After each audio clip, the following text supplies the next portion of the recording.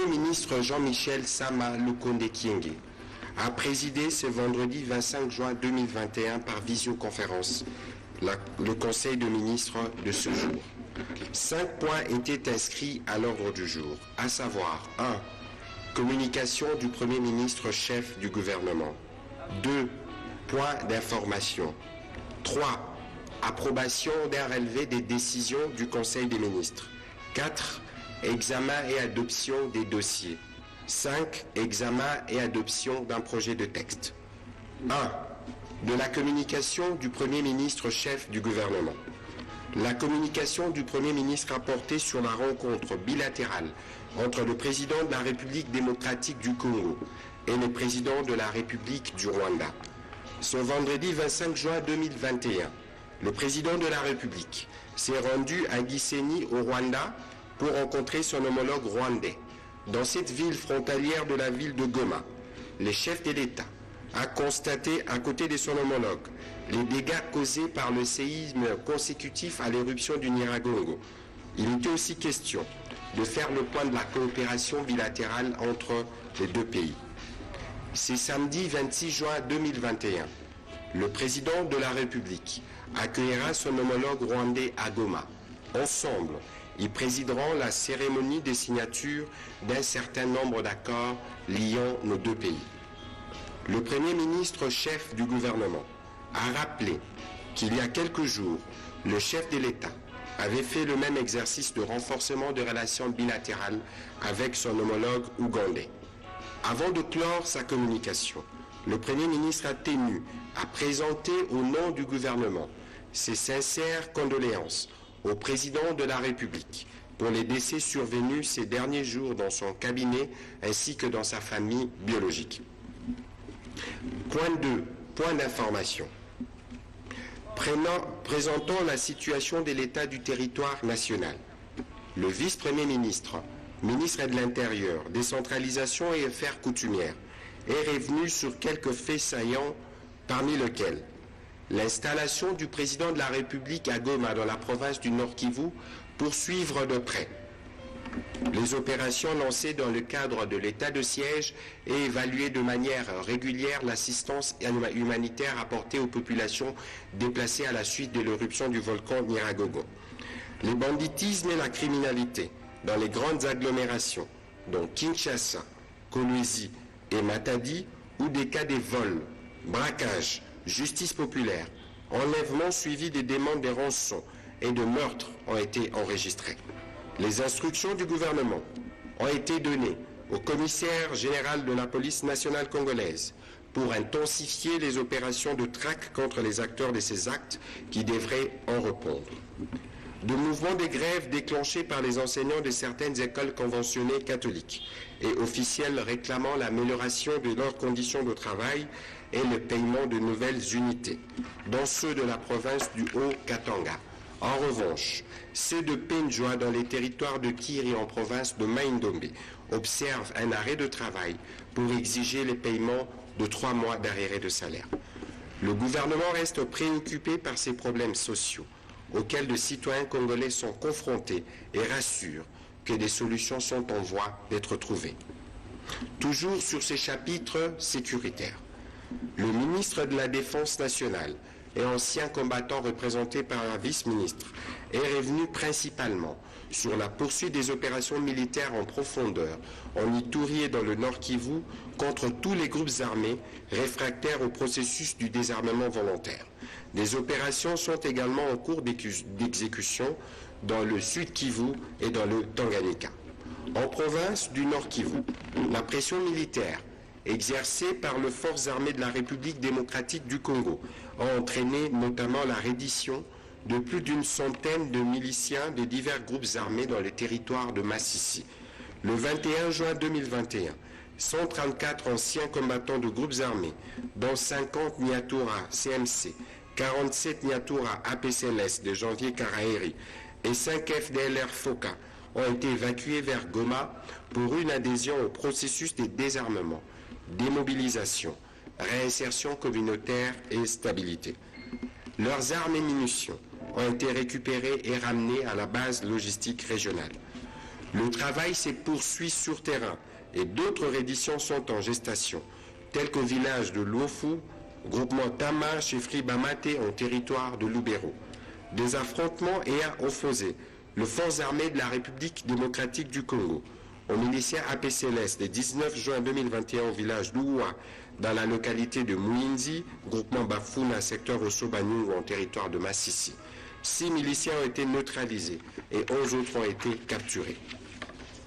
Le gouverneur militaire a lancé le même jour les opérations de ratissage du parc national des Virunga, considéré comme le refuge de plusieurs groupes armés afin de démanteler les bastions de rebelles hutu-rwandais FDLR. En province du Sud Kivu, les forces armées de la République démocratique du Congo ont démantelé à Minembwe un réseau de trafic d'armes et de munitions de guerre, mis en place par les combattants Twirwaneho des Sieur Ugunda alias Makanika. Toutes les armes et munitions ont été récupérées. Le 341e bataillon a frappé et détruit 4 positions de Maïmaï Bouirwa et Monyemali dans la localité de Rudaga, groupement Lemera dans la plaine de la Ruzizi.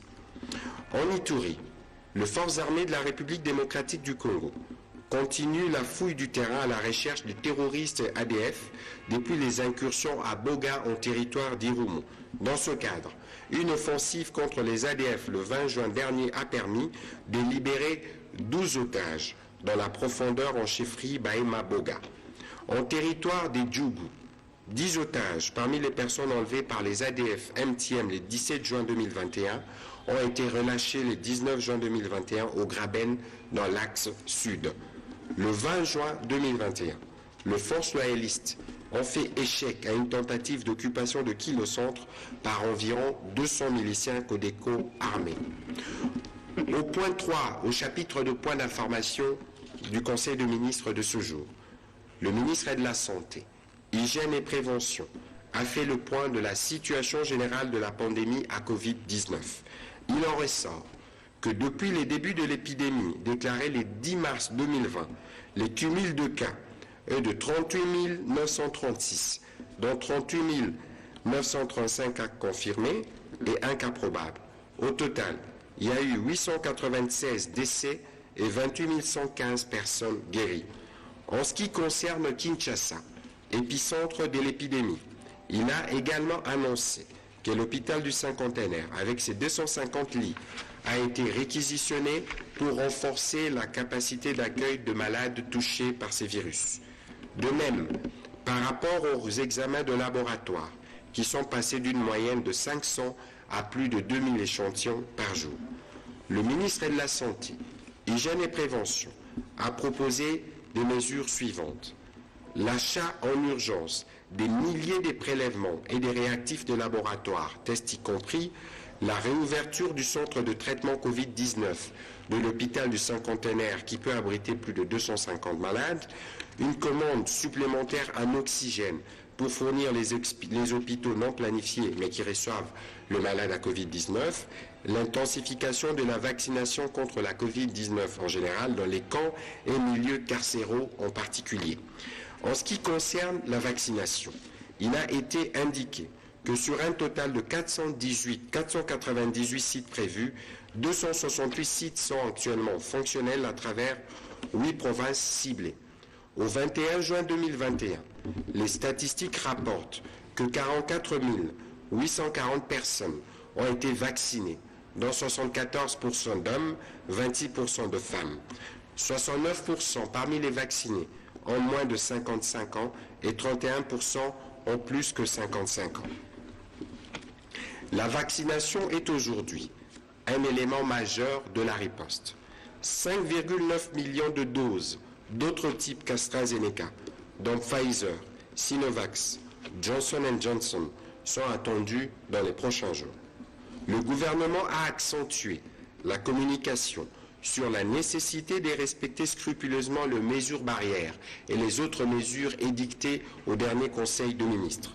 Le ministre de la Santé publique a annoncé qu'il ira se faire vacciner avec quelques membres du gouvernement le 1er juillet prochain.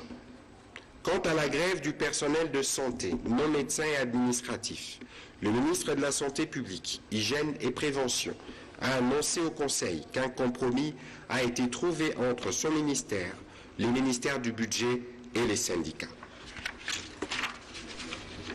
Au point 4 sur ces chapitres, rapport sur la célébration de la Journée nationale du poisson le 24 juin 2021.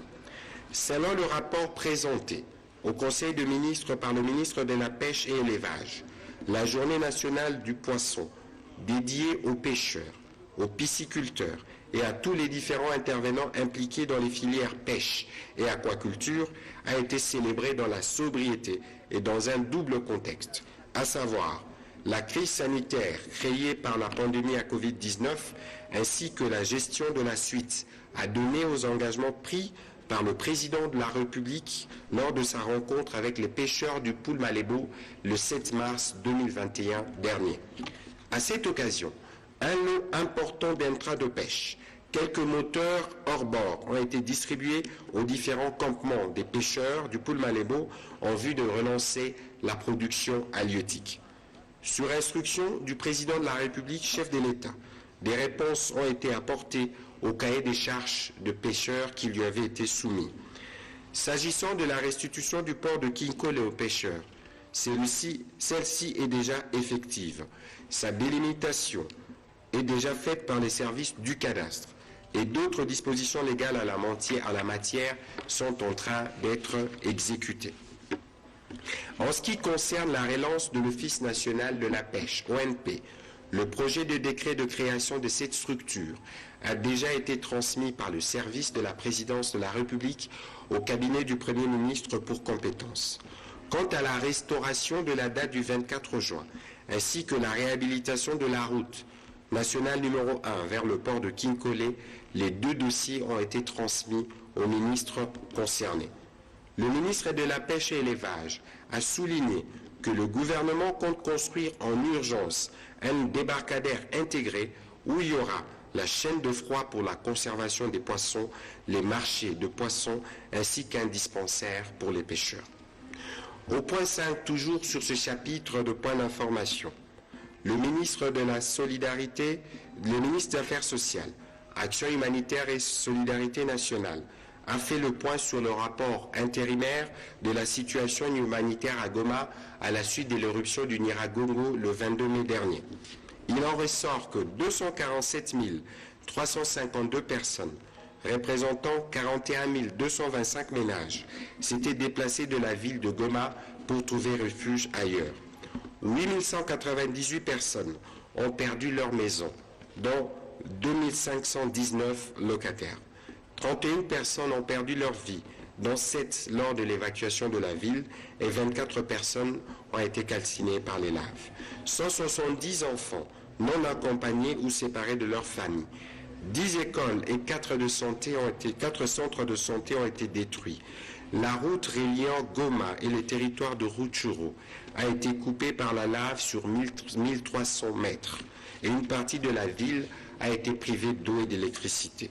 La réponse humanitaire d'urgence du gouvernement a porté notamment sur un appui en vivres de 446 tonnes, la construction de 1000 abris temporaires par le corps du génie militaire, l'organisation des opérations de secours et de sauvetage, ainsi que ceux du retour des 14 561 personnes déplacées de leur lieu de refuge vers la ville de Goma. D'après le ministre des Affaires sociales, Action humanitaire et solidarité nationale, un de grands défis en présence reste la mobilisation de ressources devant soutenir les activités des relèvements de communautés touchées jusqu'à leur réhabilitation complète. Il a également souligné les apports en vivres de la République du Kenya, de la République du Congo, des Émirats arabes unis, pour un total de 157 tonnes. L'intervention humanitaire du Japon et celle de la première dame, de la distinguée première dame, ont également été citées. Un travail de planification est à pied d'œuvre pour dégager les gaps à couvrir pour les besoins en vivres de sinistrés pour la période de 3 mois à venir. Le troisième point à l'ordre du jour du Conseil des ministres de ce jour a porté sur l'approbation d'un relevé des décisions du Conseil des ministres. Le Conseil des ministres a adopté le relevé des décisions prises lors de sa 8e réunion tenue le vendredi 18 juin dernier. Point 4.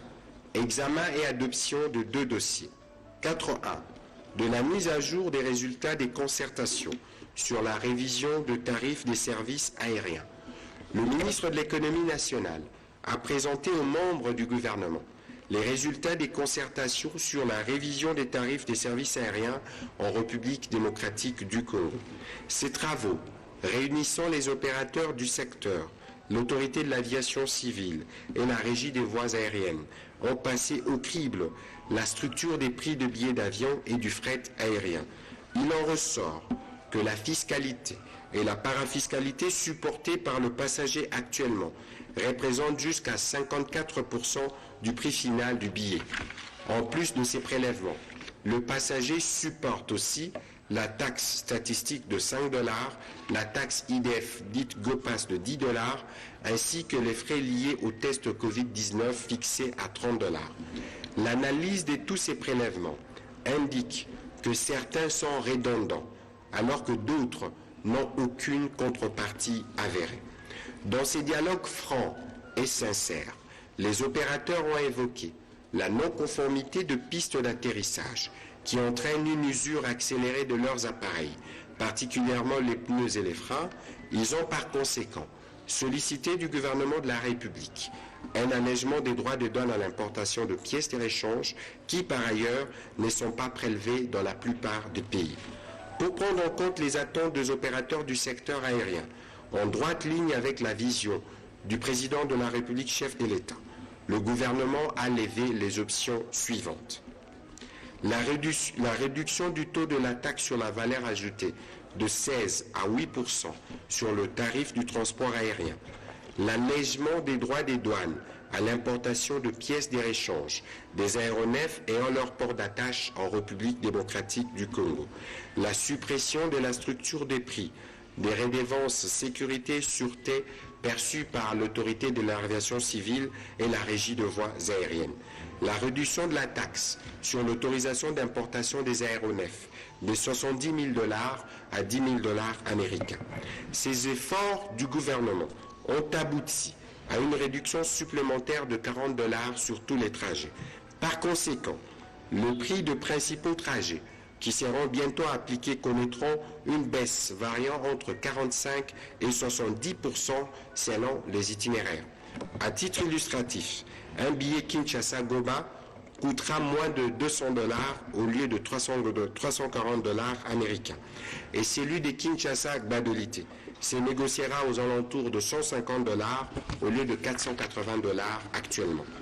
Ces résultats seront sanctionnés par les textes juridiques appropriés que le ministre de l'Économie nationale soumettra incessamment aux instances gouvernementales pour approbation. Le Conseil des ministres a adopté ces dossiers. Toujours sur ce chapitre 4 de l'examen de dossiers, le deuxième point a concerné la situation de produits surgelés d'importation vendus sur le marché de la capitale. Sur la même lancée, le ministre de l'Économie nationale a également fait le point sur les concertations similaires avec les opérateurs du secteur de produits surgelés dans le but de nettoyer la structure de prix de ces produits de grande consommation pour aboutir au prix juste. Sur base des éléments recueillis et des déclarations faites par les opérateurs économiques, ainsi que les informations obtenues sur le lieu d'approvisionnement en Namibie, l'analyse faite au niveau du ministère de l'Économie nationale a répertorié au moins 36 éléments irréguliers, non incorporables dans les structures de prix qui les surchargent sensiblement et amenuisent par conséquent le pouvoir d'achat de la population. Les calculs faits par le ministre de l'Économie nationale, élaguant toutes les incohérences, n'ont fait l'objet d'aucune contestation de la part des opérateurs lors de ces différentes concertations. Les prix suivants devraient être appliqués pour les produits importés sur le marché de Kinshasa. Ainsi, un carton de cuisses de poulet coûtera moins de 10 $. Un carton de poulet entier coûtera moins de 10 $. Un carton de côte de porc coûtera moins de 20 $. Un carton du poisson communément appelé Thomson, chinchard, 16 plus coûtera moins de 20 $. En considération de ce qui précède, les mesures suivantes ont été arrêtées par le gouvernement.